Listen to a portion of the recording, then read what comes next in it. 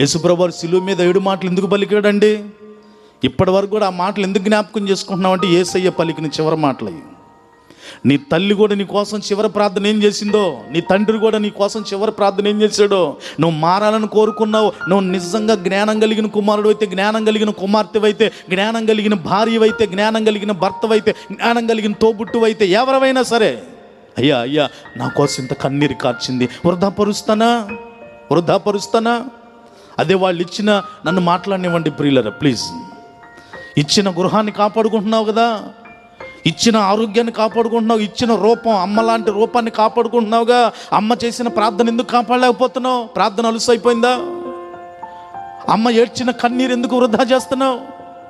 నీకోసం కన్నీరు కార్చి అర్ధరాత్రి అనక అపరాత్రి అనక నీకోసం నవమాసాలు మోయటం ఒక ఎత్తు అయితే, కన్నీరు కార్చి మందిర్లోకి వచ్చి, ఇంట్లోకి వచ్చి, మోకాళ్ళలోంచి ప్రార్థన చేసింది. ఆ ప్రార్థనకి జవాబు లేదంటావా? అది నీ చేతుల్లోనే ఉందమ్మా. నువ్వెవరైనా సరే ఇక్కడ కూర్చున్న వారిలో